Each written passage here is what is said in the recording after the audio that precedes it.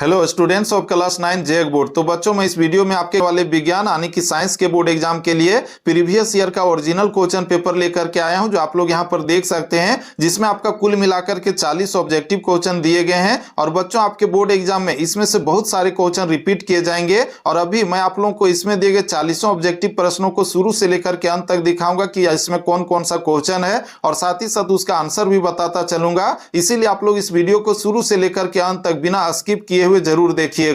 तो बच्चों चलिए हम लोग आगे बढ़ते हैं। और ये जो ओरिजिनल क्वेश्चन पेपर है, इसमें दिए गए सभी 40 ऑब्जेक्टिव प्रश्नों को हम लोग और साथ ही साथ उसके उत्तर को देखें। तो इसमें सबसे पहला जो आपका प्रश्न पूछा गया है, वो पूछा गया कि कौन अदिश राशि है। तो बच्चों यहां पर हम लोग देखें तो बल है, त्वरण और विस्थापन है। तो ये आपका सदिश राशि है। सदिश राशि किसे कहते हैं? तो जिस भौतिक राशि में मात्रा और दिशा दोनों होती है तो उसको सदिश राशि कहते हैं। यानी कि ये जो आपका बल है, त्वरण और विस्थापन है, तो इसमें मात्रा और दिशा दोनों होती है, इसीलिए आपका सदिश राशि है। लेकिन बच्चों यहां पर पूछा गया था कि कौन अदिश राशि है। तो बच्चों इसका जो सही उत्तर होगा आपका ऑप्शन नंबर 3 होगा, चाल। यानी कि इसमें जो है मात्रा और साथ ही साथ दिशा ये जो है अनुपस्थित होते हैं। यानी कि इसका सही उत्तर होगा आपका ऑप्शन नंबर 3, चाल। इसका बच्चों हम लोग आगे बढ़े तो आपका जो अगला प्रश्न पूछा गया कि ओडोमीटर मापता है। ओडोमीटर एक यंत्र है, मशीन है, तो ये क्या मापता है? तो बच्चों ये मापता है दूरी। यानी कि ऑप्शन नंबर 2 आपका सही उत्तर होगा, दूरी। इसका बच्चों आपका अगला प्रश्न है कि त्वरण का एसआई मात्रक क्या है। तो बच्चों इसका जो सही उत्तर होगा आपका ऑप्शन नंबर 3 होगा, मीटर प्रति सेकेंड स्क्वायर। तो इस तरह से हम लोगों ने 3 प्रश्नों और उसके उत्तर को देख लिया है। इसका बच्चों हम लोग आगे बढ़े तो आपका जो नेक्स्ट क्वेश्चन पूछा गया कि इकाई समय में वस्तु के द्वारा तय की गई दूरी है, क्या है? तो बच्चों इकाई समय में वस्तु के द्वारा तय की गई दूरी को चाल कहते हैं। यानी कि ऑप्शन नंबर 1 सही होगा। इसका बच्चों हम लोग आगे बढ़े तो आपका अगला प्रश्न पूछा गया कि निम्न में से कौन सही है। तो बच्चों यहां पर आपका जो कुल मिलाकर के 4 फॉर्मूला दिया गया है, जिसमें आपका 3 गलत है और इसमें सही आपका ऑप्शन नंबर 1 है। यानी कि V बराबर U प्लस AT। समझ गए? बाकी ये जो तीनों ऑप्शन है आपका गलत दिया गया है, जो फॉर्मूला ये गलत है। समझ गए? इसका बच्चों हम लोग आगे बढ़े तो आपका जो अगला प्रश्न यहां पर पूछा गया है कि यदि किसी वस्तु का त्वरण 2 मीटर प्रति सेकेंड स्क्वायर हो और 4 सेकेंड बाद उसकी चाल 30 मीटर प्रति सेकेंड हो जाती है, तो वस्तु की प्रारंभिक चाल क्या थी? यहां पर जो वस्तु का प्रारंभिक चाल निकालना है, तो बच्चों इसको हम लोग सॉल्यूशन निकालेंगे, हल करेंगे। तो आपका जो सही उत्तर होगा ऑप्शन नंबर 2 होगा, 22 मीटर प्रति सेकेंड। इसका बच्चों हम लोग आगे बढ़े तो आपका जो अगला प्रश्न है कि न्यूटन के गति के कितने नियम हैं। तो बच्चों आप लोगों को पता ही होगा, न्यूटन के गति के कुल मिलाकर के 3 नियम है। समझ गए? एक नियम बल का परिभाषा देता है, एक जड़त्व का भी परिभाषा देता है। तो ये हम लोग देखें तो आपके 7वें प्रश्न का सही उत्तर होगा ऑप्शन नंबर 3। इसका बच्चों आपका जो अगला प्रश्न है 8वां प्रश्न, वह है कि निम्न में से किसका जड़त्व अधिक है। तो बच्चों जो भी वस्तु वजनदार होता है तो उसका जो जड़त्व है उतना ही अधिक होता है। तो हम लोग देखें तो साइकिल है, कार है और बस है। तो ये जो तीनों है ट्रेन के मुकाबले में हल्का है, यानी कि इसका जड़त्व कम है। और वहीं पर अधिक किसका है? तो वो ट्रेन का है। यानी कि ऑप्शन नंबर 4 सही हो जाएगा, ट्रेन। इसी का जड़त्व सबसे अधिक होगा इन चारों में। इसका बच्चों हम लोग आगे बढ़े तो आपका जो नेक्स्ट क्वेश्चन पूछा गया है, 9वां प्रश्न है, वो पूछा गया कि 30 न्यूटन का कोई बल 5 किलोग्राम की किसी वस्तु पर 2 सेकंड तक कार्य करता है, तो वस्तु का त्वरण है। यहां पर त्वरण निकालना है। तो बच्चों इसका हम लोग सॉल्यूशन करेंगे तो आपका सही उत्तर होगा ऑप्शन नंबर 4, 6 मीटर प्रति सेकेंड स्क्वायर। इसके बाद बच्चों हम लोग आगे बढ़े तो आपका जो अगला प्रश्न है कि किसी m द्रव्यमान की वस्तु जिसका वेग v है का संवेग क्या होगा। तो बच्चों इसका सही उत्तर होगा ऑप्शन नंबर 4, mv। तो इस तरह से हम लोगों ने 10 प्रश्न और उसके उत्तर को देखा। इसका बच्चों आपका नेक्स्ट क्वेश्चन है कि पृथ्वी के गुरुत्वीय त्वरण G का मान क्या है। बहुत ही VVI प्रश्न है, जिसका सही उत्तर होगा आपका ऑप्शन नंबर 2, 9.8 मीटर प्रति सेकेंड स्क्वायर। तो इस तरह से हम लोगों ने इस प्रश्न के उत्तर को भी देखा। इसका बच्चों आपका 12वां प्रश्न है कि सार्वत्रिक गुरुत्वीय स्थिरांक G का SI मात्रक क्या है। तो बच्चों इसका जो सही उत्तर होगा आपका ऑप्शन नंबर 3 होगा, यानी कि Nm स्क्वायर प्रति किलोग्राम स्क्वायर। तो ये आपका सही उत्तर है। इसका बच्चों हम लोग आगे बढ़े तो नेक्स्ट क्वेश्चन है कि चंद्रमा की सतह पर किसी वस्तु का भार पृथ्वी की सतह पर उसके भार का कितना गुना होता है। तो बच्चों इसका सही उत्तर होगा आपको ऑप्शन नंबर 4, 1/6 भाग होता है। एक बार इस प्रश्न को आप लोग और देख लीजिए, बहुत ही VVI है। समझ गए?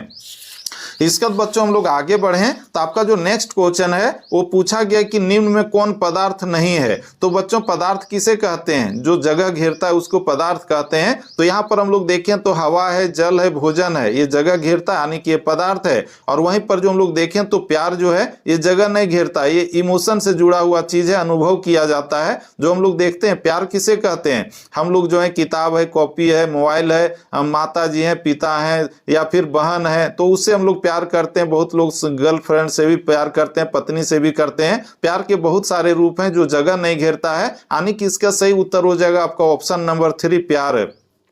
इसके बाद बच्चों हम लोग आगे बढ़ें तो आपका जो अगला प्रश्न है कि किस अवस्था में अणुओं की ऊर्जा अधिकतम होती है। तो बच्चों यहाँ पर हम लोग देखें तो ठोस और द्रव्य है, तो इसमें जो है अणुओं की ऊर्जा जो है अधिकतम नहीं होती है गैस के मुकाबले, यानी कि इसका सही उत्तर होगा ऑप्शन नंबर 3 गैस। गैस में जो अणुओं की ऊर्जा होती है अधिकतम होती है। तो इस तरह से हम लोगों ने इसके उत्तर को भी देखा। इसके बाद बच्चों आपका जो अगला प्रश्न यहाँ पर पूछा गया कि वह प्रक्रिया जिसमें इत्र की गंध वायु में चारों ओर फैल जाती है कहलाती है, क्या कहलाती है। हम लोग जो स्प्रे छिड़कते हैं, बॉडी स्प्रे होता है, तो वो जो है चारों तरफ वायुमंडल में जो फैलता है, तो उस क्रिया को क्या कहते हैं। तो बच्चों इसका सही उत्तर होगा आपका ऑप्शन नंबर 1 विसरण। समझ गए। इसके बाद बच्चों हम लोग आगे बढ़ें तो आपका जो नेक्स्ट क्वेश्चन है वो पूछा गया कि 25 डिग्री सेल्सियस तापक्रम बराबर होता है, किसके बराबर होता है। तो ये होता है आपका 298 केल्विन के बराबर, यानी कि ऑप्शन नंबर 1 सही है। इसके बाद बच्चों हम लोग आगे बढ़ें तो आपका जो नेक्स्ट क्वेश्चन यहाँ पर पूछा गया है कि गैस के कणों के बीच आकर्षण बल होता है, क्या होता है। तो कम होता है। समझ गए ना, गैस के कणों के बीच जो है आकर्षण का बल क्या होता है, कम होता है। इसके बाद बच्चों हम लोग आगे बढ़ें तो आपका जो नेक्स्ट क्वेश्चन है कि निम्न में द्रव्य में कौन अनिश्चित है। तो बच्चों इसका सही उत्तर होगा आकार। द्रव्य का मतलब है जैसे पानी है या फिर अन्य तेल वगैरह है, तो उसका कोई आकार नहीं होता है, निश्चित नहीं होता है। समझ गए। तो इसका सही उत्तर हो गया ऑप्शन नंबर 2 आकार। इसका बच्चों आपका नेक्स्ट क्वेश्चन है कि निम्न में कौन कपड़ा गर्मियों के समय में अधिक आरामदेह होता है। तो बच्चों हम लोग गर्मियों के दिनों में कौन सा कपड़ा पहनना पसंद करते हैं। तो ये होता है आपका सूती का कपड़ा, यानी कि ऑप्शन नंबर 3 सही है। समझ गए।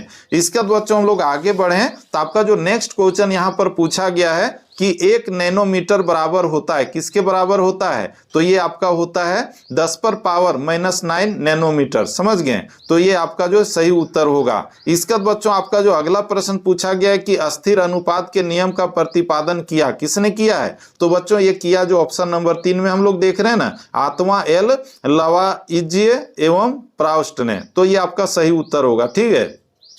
तो इस तरह से हम लोगों ने 22 प्रश्नों और उसके उत्तर को देख लिया है। बच्चों इसके बाद आपका जो अगला प्रश्न है कि किस तत्व का लैटिन नाम फेरम है। तो बच्चों इसका सही उत्तर होगा ऑप्शन नंबर 1 लोहा। लोहा को जो है Fe द्वारा भी हम लोग संकेत के तौर पर जो है उसको दर्शाते हैं। तो ये आपका जो है फेरम, फेरम का शॉर्ट नेम हम लोग जो है Fe डालते हैं। तो ये आपका सही उत्तर होगा ऑप्शन नंबर 1 लोहा। समझ गए। इसके बाद बच्चों आपका अगला प्रश्न है कि सोडियम का संकेत क्या है। तो सोडियम का संकेत Na है। समझ गए ना, सोडियम को Na लिखते हैं। इसके बाद बच्चों आपका नेक्स्ट क्वेश्चन है कि जल के एक अणु में हाइड्रोजन एवं ऑक्सीजन के भार का अनुपात होता है, क्या होता है। तो ये आपका होता है 1:8। समझ गए। इसके बाद बच्चों हम लोग आगे बढ़ें तो आपका जो अगला प्रश्न पूछा गया है नेक्स्ट क्वेश्चन है कि सभी द्रव्यों की रचनात्मक इकाई क्या होती है। तो बच्चों ये आपका होगा सही उत्तर ऑप्शन नंबर 1 परमाणु। सभी द्रव्यों की रचनात्मक इकाई परमाणु होती है। इसके बाद बच्चों आपका नेक्स्ट क्वेश्चन है कि आत्महत्या का थैला कहलाता है कौन। तो बच्चों आत्महत्या का जो थैला है लाइसोसोम को कहते हैं। कोशिका में ये लाइसोसोम पाया जाता है जो कोशिका के हत्या के लिए जिम्मेवार होता है, इसीलिए इसको जो है लाइसोसोम को आत्महत्या का थैला कहते हैं। और दोस्तों वहीं पर कोशिका का ऊर्जा गिरह किसे कहते हैं, आप लोग कमेंट में बताइएगा। साथ ही साथ अभी भी हम आप लोगों को बताएंगे इस वीडियो में आगे चलते हुए। इसके बाद बच्चों आपका जो अगला प्रश्न है वह है कि तारक केंद्रक का कार्य है, क्या है। तो बच्चों इसका काम है तर्कु निर्माण करना। समझ गए। तारक केंद्रक का क्या कार्य है, तो तर्कु निर्माण करना। इसके बाद बच्चों आपका नेक्स्ट क्वेश्चन है कि मानव शरीर की सबसे लंबी कोशिका है कौन। तो ये होगा आपका ऑप्शन नंबर 1 तंत्रिका कोशिका। समझ गए। इसके बाद बच्चों आपका नेक्स्ट क्वेश्चन है कि पादप और जंतु कोशिका में प्रमुख अंतर है क्या। तो बच्चों इसमें सही उत्तर क्या होगा, पोषण संबंधी, गति संबंधी, वृद्धि संबंधी या फिर श्वसन संबंधी। तो बच्चों इसका सही उत्तर क्या होगा, हमारे अनुसार जो ऑप्शन नंबर 2 होना चाहिए गति संबंधी। आप लोग के अनुसार क्या होगा, आप लोग कमेंट करके बताइएगा। ये हम आप लोगों के जिम्मे में छोड़ दिए। ठीक है, सर्च जरूर करिएगा। इसके बाद बच्चों हम लोग आगे बढ़ें तो आपका जो नेक्स्ट क्वेश्चन है वो है कि जंतु कोशिका में नहीं पाया जाता है। क्या नहीं पाया जाता है? तो बच्चों ये जो कोशिका भित्ति है वो जंतु कोशिका में नहीं होता है। बाकी हम लोग देखें तो कोशिका झिल्ली, राइबोसोम और माइटोकॉन्ड्रिया ये जो जंतु कोशिका में पाया जाता है। समझ गए? और बच्चों ये जो माइटोकॉन्ड्रिया है इसे भी जो है कोशिका का ऊर्जा गृह कहते हैं, यानी कि पावर हाउस कहते हैं। इस बात को भी आप लोग याद रखिएगा। समझ गए? तो ये आप लोग याद रखिएगा कि कोशिका का पावर हाउस किसे कहते हैं? तो माइटोकॉन्ड्रिया को कहते हैं। और ये आपका सही है, ठीक है। लेकिन यहाँ जो पूछा गया था कि कोशिका में नहीं पाया जाता है जंतु कोशिका में, तो कोशिका भित्ति ये इसका सही उत्तर है, ठीक है। इसका बच्चों आपका नेक्स्ट क्वेश्चन है वो है कि रंगीन प्लास्टिड को कहते हैं, रंगीन प्लास्टिड को क्या कहते हैं? तो उसको कहते हैं क्रोमोप्लास्ट। ऑप्शन नंबर 2 सही होगा, ठीक है। आप लोग याद रखिएगा इस चीज को। इसका बच्चों हम लोग आगे बढ़े तो आपका जो नेक्स्ट क्वेश्चन है यानी कि 33वां, वो पूछा गया कि किसकी अनुपस्थिति में प्रोटीन संश्लेषण नहीं होता है? तो बच्चों प्रोटीन संश्लेषण के लिए राइबोसोम का होना जरूरी है, जो आपको ऑप्शन नंबर 4 में दिया गया, यही इसका सही उत्तर होगा। इसके बाद बच्चों आपका नेक्स्ट क्वेश्चन है कि किस प्रकार के ऊतकों की क्रियाशीलता के कारण पौधों में वार्षिक वलय बनते हैं? तो बच्चों ये बनते हैं पार्श्व विभजोत्तक के कारण, यानी कि ऑप्शन नंबर 2 सही होगा। समझ गए? किस प्रकार के ऊतकों की क्रियाशीलता के कारण पौधों में वार्षिक वलय बनते हैं? तो पार्श्व विभजोत्तक के कारण। इसके बाद बच्चों आपका नेक्स्ट क्वेश्चन है वह है कि निम्नांकित में से कौन फ्लोएम ऊतक का भाग नहीं है? जाइलम और फ्लोएम ये आपका जंतु का जो चीज है, ये पादप कोशिका का चीज है या फिर पेड़ पौधों से संबंधित चीज है। तो इसका जो सही उत्तर होगा ऑप्शन नंबर 3 होगा, स्नायु। ये जो हम लोग पूछा गया था कि निम्नांकित में कौन फ्लोएम ऊतक का भाग नहीं है, तो ये आपका होगा ऑप्शन नंबर 3 स्नायु। समझ गए? इसका बच्चों आपका नेक्स्ट क्वेश्चन है वो पूछा गया है कि कौन सा ऊतक जल और खनिज का वहन करता है? तो बच्चों ये जो आपका जाइलम है यही जो है जल और खनिज का जो है पेड़ पौधों में वहन करता है, यानी कि एक जगह से दूसरे जगह तक ले जाता है। समझ गए?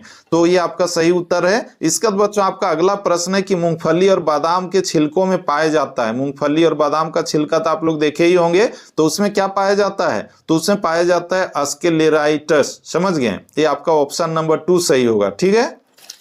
तो इस तरह से हम लोगों ने 37 प्रश्नों को देख लिया है। इसके बाद बच्चों आपका नेक्स्ट क्वेश्चन है कि शरीर का बाहरी और भीतरी रक्षक आवरण बनाते हैं। क्या बनाते हैं? तो बच्चों इसका सही उत्तर होगा आपका ऑप्शन नंबर 2 एपिथेलियम ऊतक। समझ गए? यही आपका सही उत्तर होगा। इसके बाद बच्चों आपका नेक्स्ट क्वेश्चन है कि जिस मृदुतक की कोशिकाओं में हरित लवक पाया जाता है उसे कहते हैं, क्या कहते हैं? तो उसको कहते हैं क्लोरेनकाइमा। ऑप्शन नंबर 2 सही होगा, ठीक है। आप लोग याद कर लिए होंगे 39 प्रश्नों के उत्तर को और देख भी लिए कि कैसा प्रश्न पूछा गया है।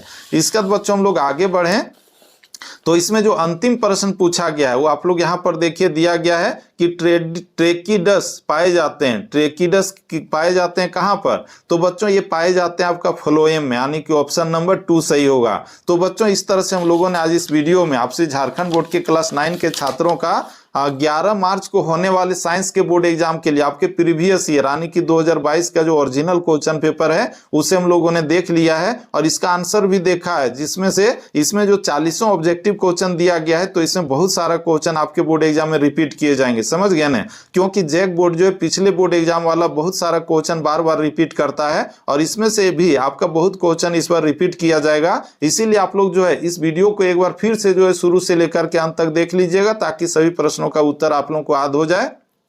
और दोस्तों इस वीडियो के बाद आपका जो 2023 का जो ओरिजिनल क्वेश्चन है उसे और साथ ही साथ उसका आंसर भी बताऊंगा। इसीलिए आप लोग चाहें तो इस यूट्यूब चैनल को सब्सक्राइब करके इसके नोटिफिकेशन बेल को प्रेस करके रख सकते हैं। और दोस्तों यह वीडियो आपके लिए थोड़ा सा भी हेल्पफुल और इन्फॉर्मेटिव रहा होगा तो लाइक कीजिए और अपने दोस्तों को भी ज्यादा से ज्यादा शेयर कीजिए। तो बच्चों फिर से मिलते हैं हम लोग नेक्स्ट वीडियो में, तब तक के लिए Jai Hind, Vande Mataram, best of luck, thank you.